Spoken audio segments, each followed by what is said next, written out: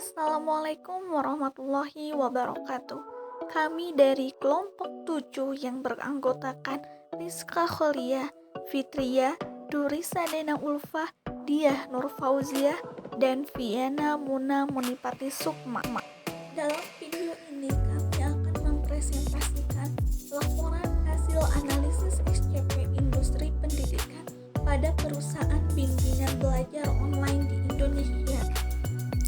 Dalam industri pendidikan, bukan hanya berisi mengenai pendidikan sekolah saja, tetapi juga merupakan industri yang menyuplai berbagai ilmu pengetahuan yang tentunya berguna untuk pekerjaan dan kehidupan intelektual. Industri pendidikan diharapkan dapat memasuki periode pertumbuhan skala penuh dan inovasi teknologi baik dalam perangkat luas maupun perangkat lunak. Di era disrupsi sekarang, perkembangan iptek sangat besar, sehingga bermunculannya platform. Pada era disrupsi sekarang ini, perkembangan iptek sangat berkembang pesat dalam mempermudah aktivitas manusia untuk membawa dampak sangat signifikan terhadap dunia pendidikan. Dengan kreativitas dan inovasi, mulai bermunculannya platform pendidikan online. Namun, kami hanya akan membahas 4 perusahaan terbesar yang ada di pangsa pasar saja, yaitu yang pertama Ruang Guru, yang kedua Zenius, yang ketiga Rumah Belajar, dan yang keempat adalah Kuiper. Yang selanjutnya adalah analisis struktur.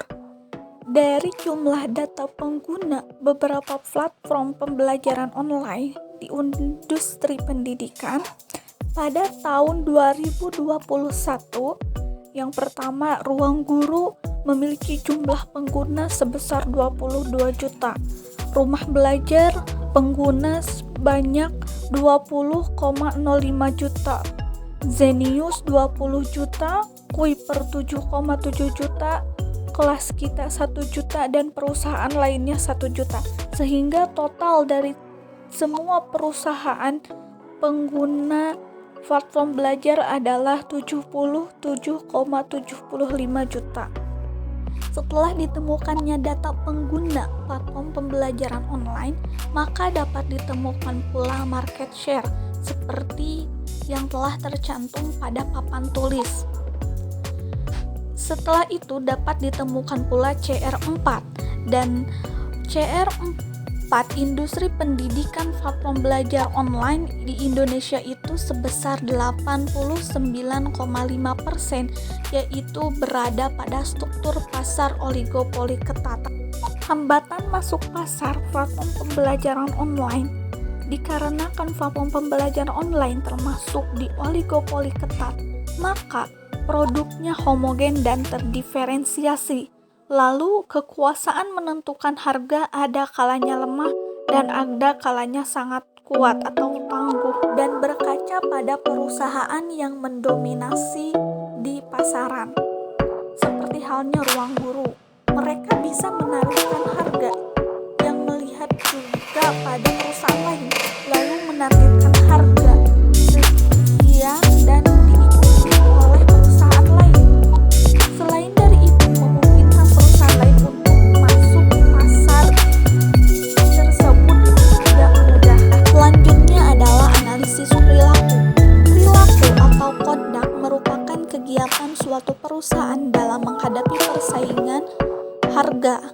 Nah, dalam industri pendidikan ini tidak adanya kesepakatan menentukan harga, sehingga setiap perusahaan pembelajaran online menetapkan harga masing-masing sesuai dengan biaya yang telah dikeluarkan oleh dan kesepakatan perusahaan tersebut, atau juga menetapkan harga dengan fasilitas dan variatif produk yang ditawarkan terhadap konsumen.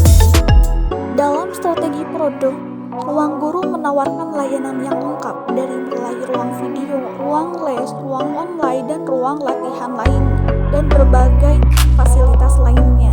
Sedangkan dalam strategi menetapkan promosi, Ruang Guru melakukan promosi melalui penyebaran informasi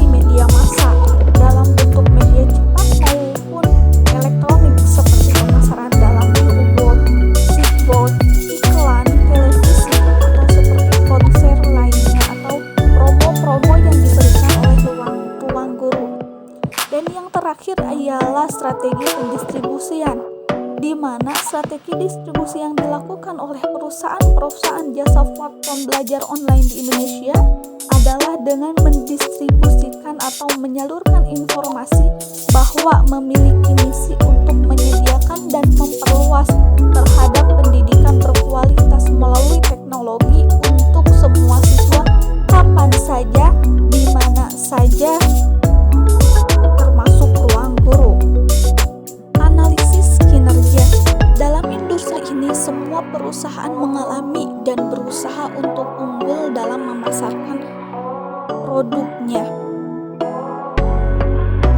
Perusahaan terus berusaha untuk meningkatkan kualitas produk sesuai dengan kebutuhan konsumen.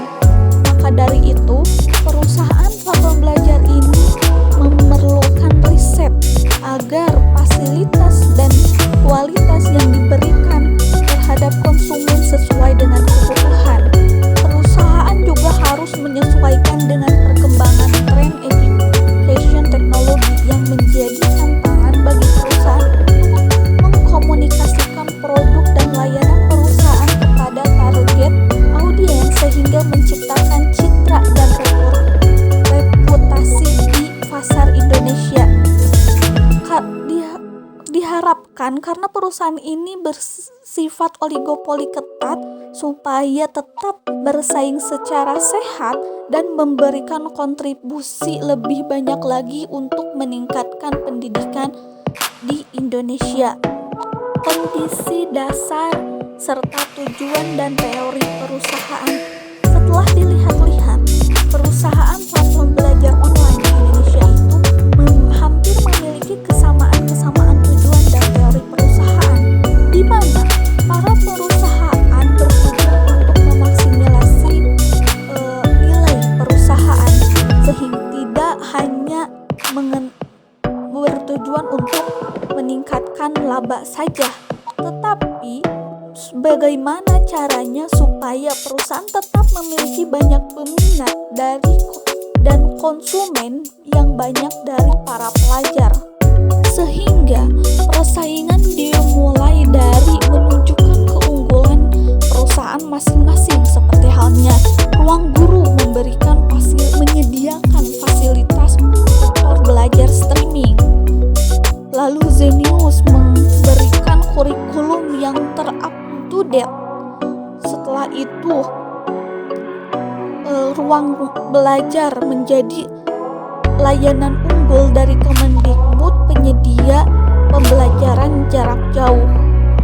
Kesimpulannya, setiap perusahaan pasti akan selalu berusaha untuk unggul dibandingkan perusahaan lainnya dengan cara meningkatkan kualitas produk supaya platform belajar online saat ini sangat banyak yang meminatinya karena dapat dilakukan pelajaran dengan mudah di mana saja dan kapan saja. Selain itu, harga yang ditawarkan lebih murah dan penggunaan yang lebih efektif dan efisien.